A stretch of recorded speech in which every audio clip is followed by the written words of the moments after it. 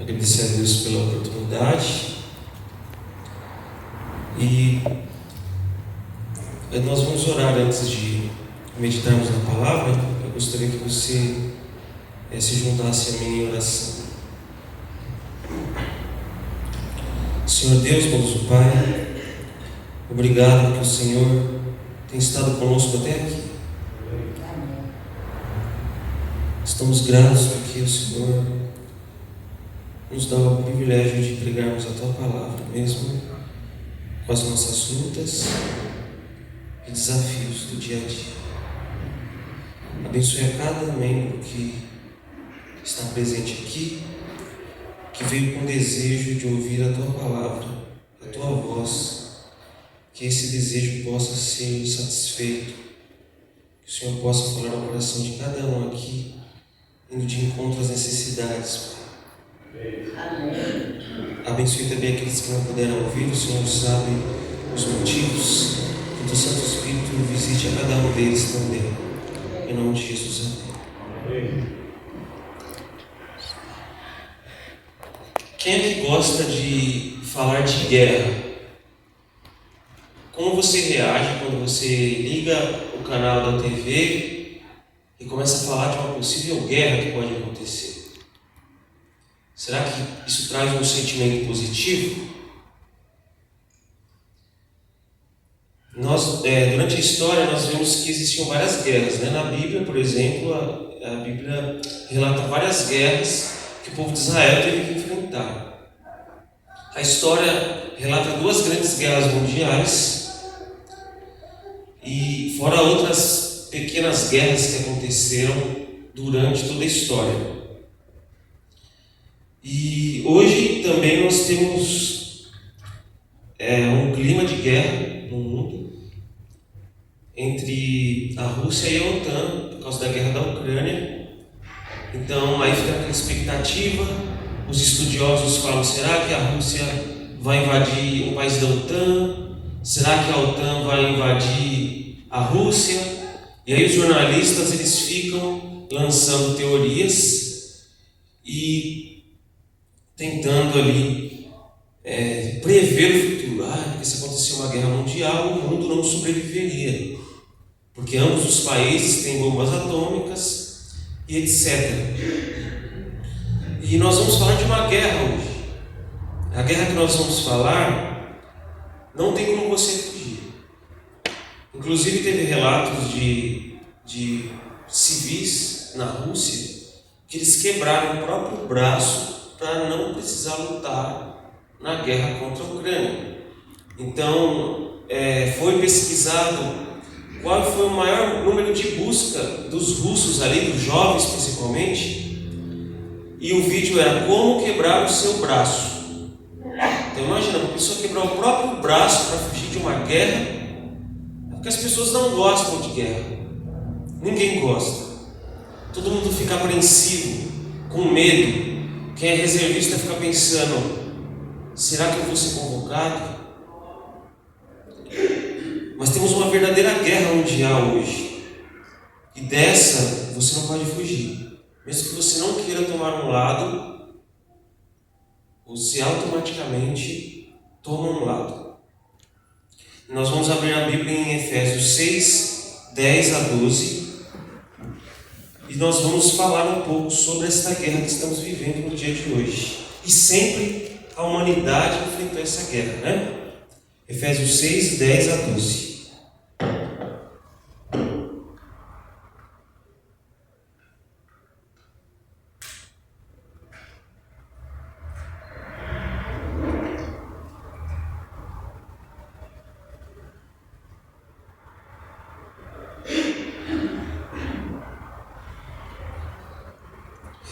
Todos encontraram?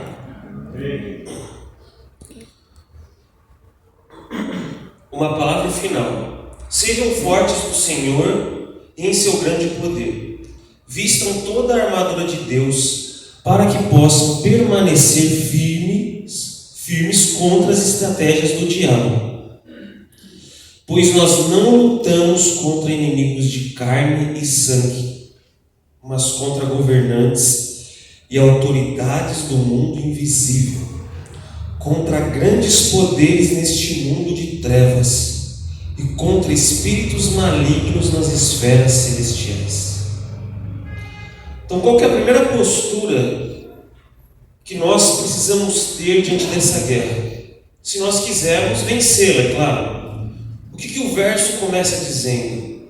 Sejam fortes. E aí hoje muito se fala na psicologia atual sobre a força estar dentro de você. A força está dentro de você. Desperte o leão que há dentro de você e lute. E na verdade a Bíblia ela é contra isso, porque a força não está dentro de nós. Quando nós olhamos para dentro de nós, nós só vemos pecados, fracassos, misérias, erros. E você vê que o texto ele fala: sejam fortes aonde? No Senhor. Não é seja forte em você mesmo. Não é que você tem que despertar o seu lado feroz para lidar, porque sem Deus nós não somos nada. Então, se não estivermos no Senhor, nós não vamos vencer essa guerra. E nós vemos no livro de Efésios várias vezes a palavra em Cristo sendo repetida, ou no Senhor. Se você fizer um experimento, talvez você já tenha feito, a lição também fala um pouco sobre isso, né? Se você circular as palavras que tem a ver com em Cristo, no Senhor, tudo relacionado a isso, você vai ver que o livro de Efésios ele é coberto dessas expressões. Porque destacando a importância do cristão estar em Cristo.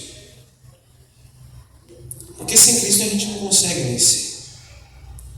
Mas como se preparar para essa guerra? Nós temos aqui Efésios 6:13 a 18, que diz assim: portanto, vistam toda a armadura de Deus, para que possam resistir ao inimigo no tempo do mal. Então, depois da batalha, vocês continuarão de pé e firmes. Assim, mantenham sua posição, colocando o cinto da verdade e a couraça da justiça. Como calçados, usem a paz das boas novas, para que estejam inteiramente preparados.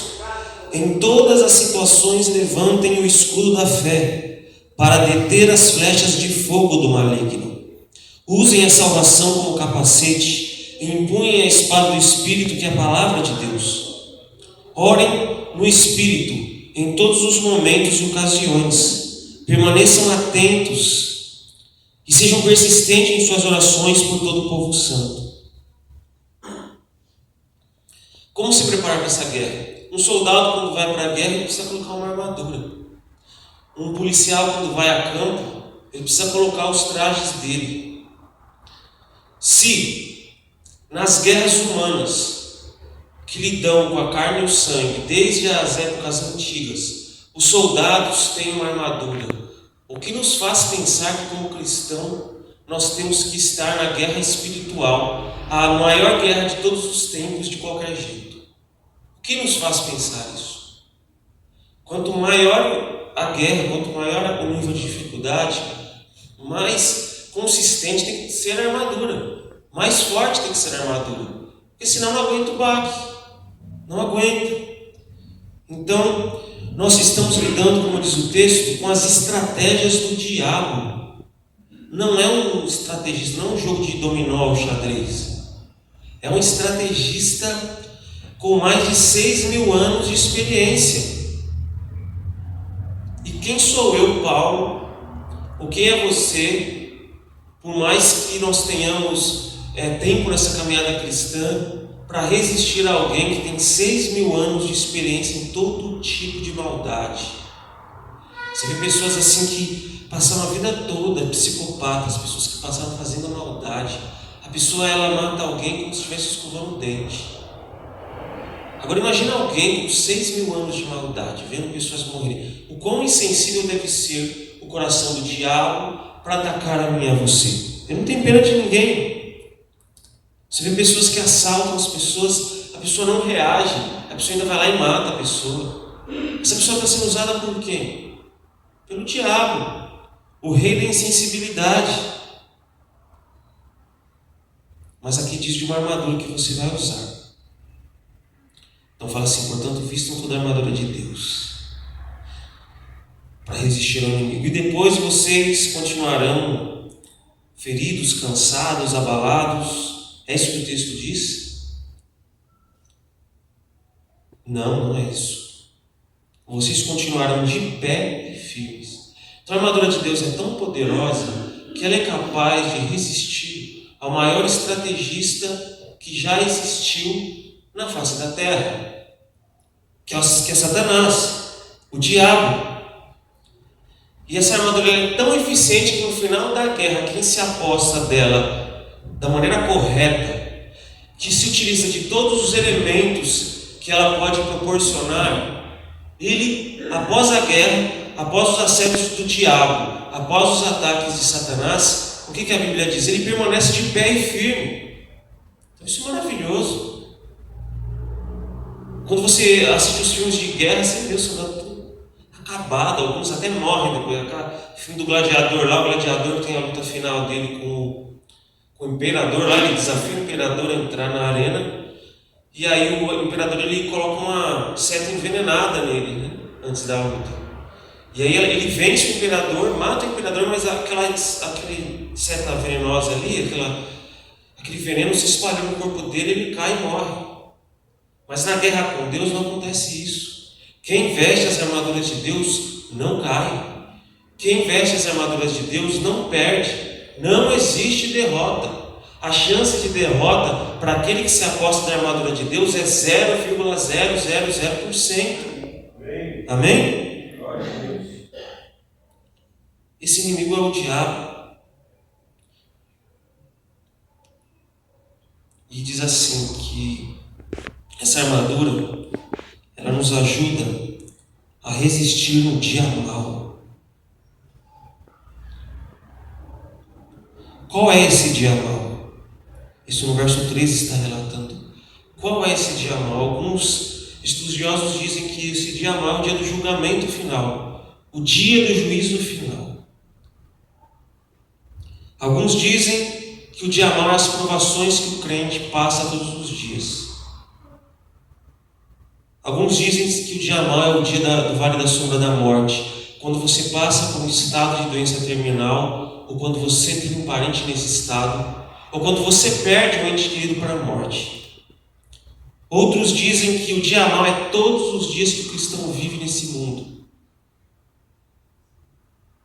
E analisando todos esses comentários, não há nenhuma colocação errada. Mas a última é mais completa, né? Maldade de modo geral. Tudo que você vê nesse mundo de mal, não tem como dizer que um dia nesse mundo ele é bom. E se nós cristãos temos momentos felizes, é graças a Deus que nós temos. Porque enquanto nós estamos vivos aqui, pessoas estão enterrando seus entes queridos. Minha irmã e a sua amiga, a Gabriela, elas estiveram no velório da irmã Irma, né, que frequentou essa igreja por um tempo. E elas se depararam com uma situação bem triste, né, que elas contaram para nós, para o meu pai me falou. E primeiro que a família demorou para chegar lá no velório, né, ficou vários momentos ali sem ninguém chegar, só atrasou. E aí estava na hora delas irem embora, porque senão ia ficar tarde, porque o velório foi lá em Barueri. E elas falaram: a gente não pode ver o corpo, então só, acho que é 10 horas, alguma coisa assim, não me lembro a hora direito. E aí o pessoal a galera deixou ela descer no necrotério. E aí, quando elas desceram, elas se depararam com aquela cena, aquele exame que se faz nas pessoas que morrem para descobrir a morte, né? A autópsia. E elas não aguentaram o barco e acabaram chorando. Então é uma coisa, o mal ele sensibiliza a gente, ele nos faz chorar, porque esse mundo é mau.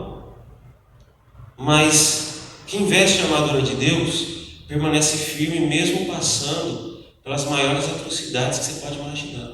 Pensa na maior atrocidade que o cristão pode passar. Você pode dizer: nossa, Eu não acredito que um cristão fiel a Deus pode passar por isso. Igual, teve um caso de um pastor que o assaltante invadiu, o pastor adventista, o assaltante invade a casa dele e ele, para defender a família, foi lá, reagiu e o assaltante matou ele. A família ficou sozinha. Então, nesse dia mal, talvez o inimigo até possa ceifar nossas vidas. Mas o que é esse de pé e firmes que o texto está dizendo aqui? É que quando Jesus voltar, você vai estar em pé diante dele, porque ele vai te ressuscitar. Amém?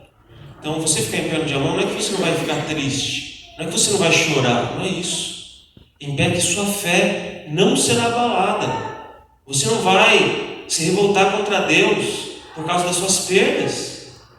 Você não vai se afastar do corpo de Cristo por causa das suas perdas, sendo, pode ser a mais cruel que possa ser na sua vida.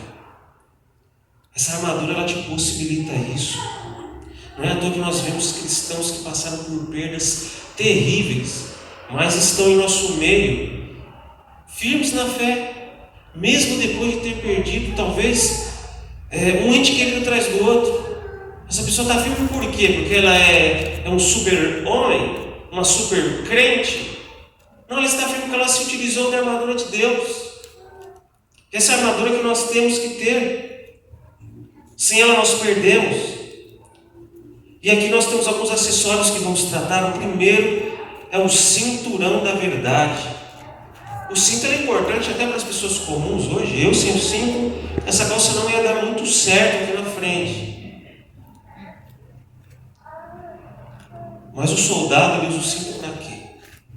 O cinto, ele prende a armadura. Como o soldado vai se locomover? Como o soldado vai correr diante da batalha sem o cinto? Como? Não tem como. Ele sustenta toda a armadura. E ele é apoio, ele tem um suporte ali do soldado para colocar a espada. O policial, ele também tem um certo tipo de cinturão ali, onde ele coloca uma arma para sair a campo, para fazer o seu trabalho. Então o cinturão, ele prende a armadura, ele facilita os movimentos dos soldados, onde ele coloca a espada.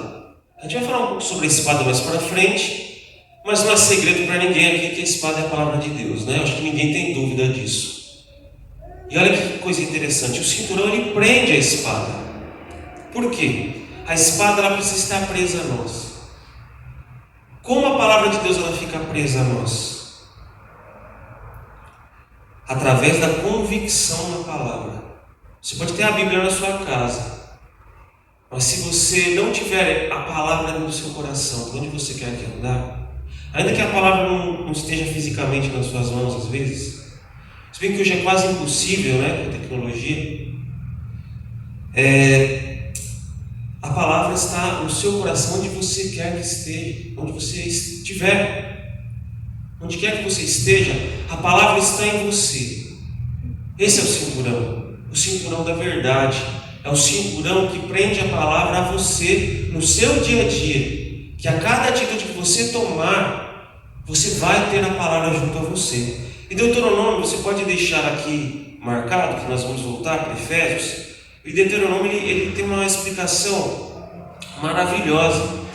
Deuteronômio capítulo 6, versos 6 a 9, fala um pouco dessa questão de prender a palavra de Deus a você, de ter a palavra de Deus junto a você em vários momentos na sua vida, com esse cinturão da verdade.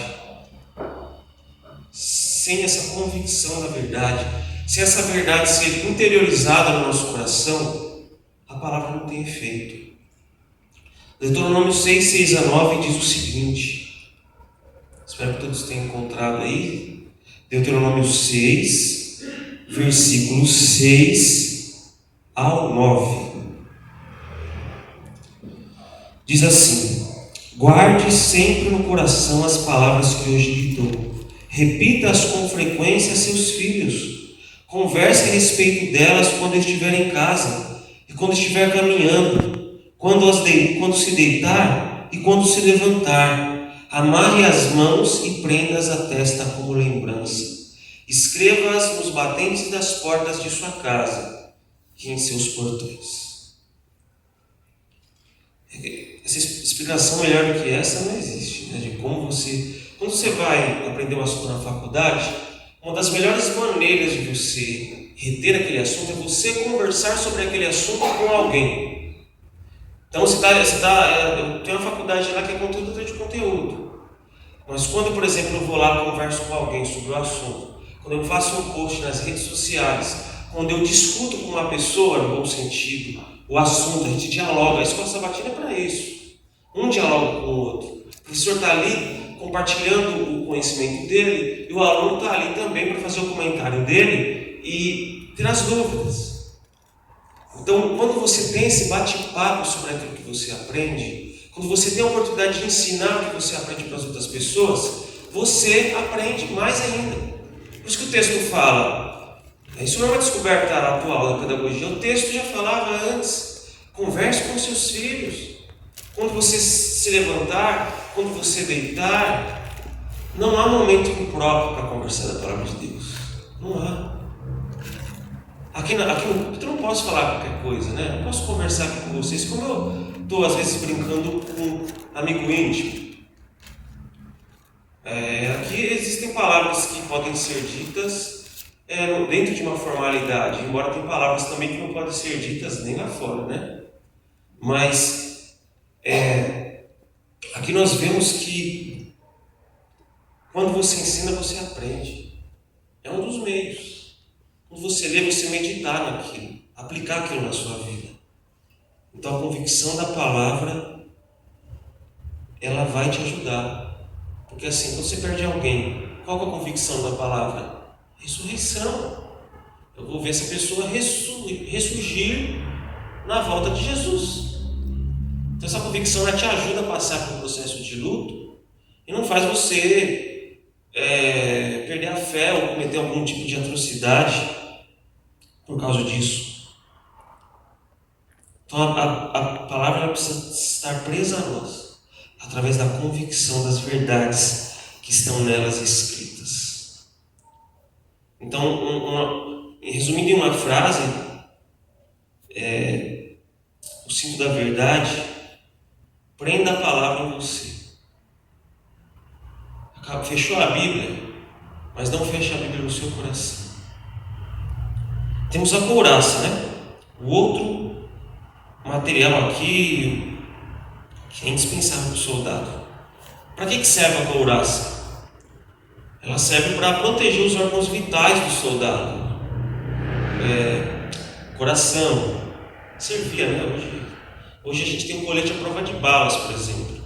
Vamos dizer que o colete à prova de balas pode ser essa couraça? Pode ser, né? Protege aqui o coração, o estômago, o pulmão, todo órgão que se for atingido, a pessoa ela tem um risco enorme de morrer. Assim, a couraça da justiça de Cristo, ela nos protege da morte espiritual. Ela cobre os nossos pontos vulneráveis. Porque nós não conseguimos consertar por nós mesmos os pontos vulneráveis da nossa vida. Todo mundo tem um ponto vulnerável aqui. Todo mundo, sem exceção. Um dos pontos vulneráveis do ser humano é as emoções. No pensamento hebraico, por exemplo, quando não em todos os textos bíblicos, mas em alguns textos bíblicos, quando a Bíblia fala de coração, ela está se referindo à mente. E as emoções elas começam aqui. Às vezes nas emoções do momento a gente toma piores atitudes. Atitudes que não são 100% agradáveis.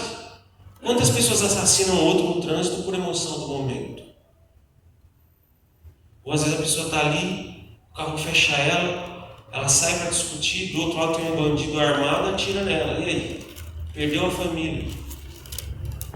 Emoções. Um ponto vulnerável do ser humano são as emoções. Porque se a gente age no calor do momento, né?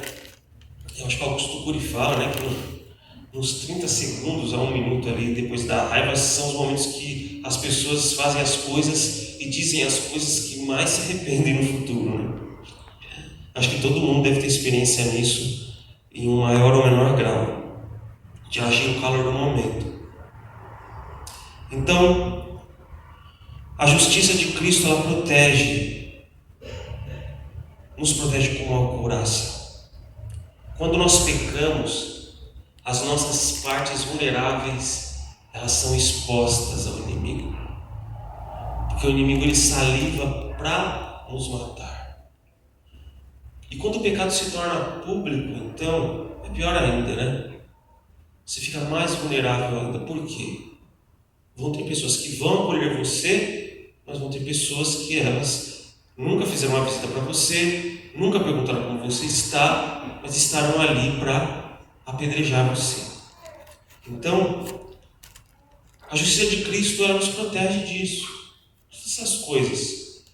E o maior jeito de viver a justiça de Cristo é nas ações. As palavras, elas têm um peso, tem. Logicamente tem. Tanto que elas magoam, elas elevam alguém. Mas as palavras, elas têm maior poder quando elas são acompanhadas das ações. Então que a justiça de Cristo possa nos proteger dos nossos pontos vulneráveis. A justiça de Cristo nos cobre. Por quê? Porque dependendo do ponto que o inimigo atacar, isso pode te levar à morte espiritual.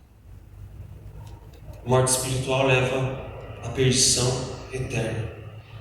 Então que a justiça de Cristo, que a gente possa clamar pela justiça de Cristo todos os dias, para cobrir os nossos pecados. Porque nós mesmos só conseguimos fazer folhas de figueira. Não conseguimos fabricar essa couraça da justiça. Nossa justiça como trapos de imundícia. Só a justiça de Cristo pode nos salvar. Quando Deus olha para nós e a justiça de Cristo nos cobre, Ele não olha a mim, Ele não olha a você. Ele olha para o próprio Filho dele. Isso é maravilhoso. Temos o escudo da fé, que apaga os dardos inflamados do inimigo. E o escudo romano, ele era feito de um material bem interessante. Ele era escavado em madeira e coberto com couro. Alguns chegavam a umedecer um pouco ele, para quando os bárbaros atirassem as flechas ardentes, incendiárias, aquelas flechas não tivessem o poder incendiário. Porque assim, um escudo normal ia pegar fogo, dependendo do seu material. E aí o soldado romano ia vaporizar. Então, o escudo era feito desse jeito porque aí as flechas eram apagadas. E o inimigo, ele tem as suas setas de fogo, nos quais ele atira em cada um de nós que estamos aqui. E quais são essas setas de fogo? Acho que essa pergunta não é tão difícil. Se eu perguntasse um por um aí, quais são as setas de fogo que o inimigo atira em vocês todos os dias? Não iam faltar respostas. Mas mesmo assim eu vou citar algumas coisas para que vocês possam se identificar aqui. As setas de fogo de Satanás são as provas que você passa todo dia.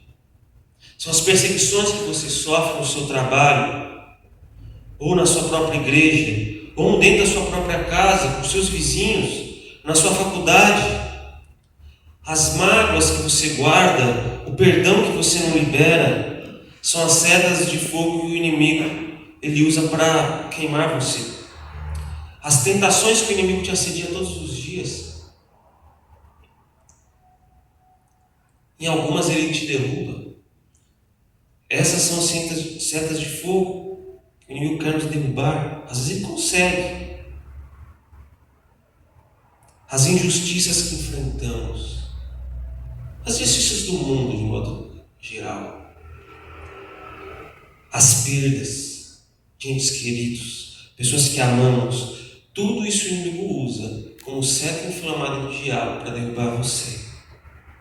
Alguma desavença com alguém dentro da igreja. Tem pessoas que elas são magoadas com a igreja. Elas se afastaram da igreja por causa de alguma desavença que ela teve com algum membro, com algum líder. E se ela se afastou, infelizmente o inimigo teve êxito nisso. Infelizmente o inimigo teve êxito na missão dele. Mas uma coisa que nós temos que ter em mente, nós não só temos que tomar cuidado com as setas que o inimigo atira em nós. Nós também temos que tomar cuidados para o inimigo não nos usar como setas incendiárias contra as pessoas. É uma faca de dois gumes. Mas qual que é a resposta para isso? O escudo da fé. O escudo da fé é o que tem que te manter aqui. Porque aqui você vai passar por decepções. Aqui vai chegar momentos que você pode olhar para um lado e para o outro e dizer: eu não tenho motivo mais para continuar na minha fé. Mas a fé já é suficiente. Talvez nem todo mundo te trate como você gostaria. Talvez nem todo mundo te acolha como você acharia que deveria acolher. Mas a fé, ela bloqueia qualquer seta incendiária. O inimigo pode lançar uma bomba atômica em cima de você. Mas o escudo da fé, ele é invencível. Você pode passar por qualquer coisa. Jó, vê a história de Jó. Em carne viva, morrendo, sendo comido de vermes, em estado de decomposição vivo. Seus amigos o abandonaram.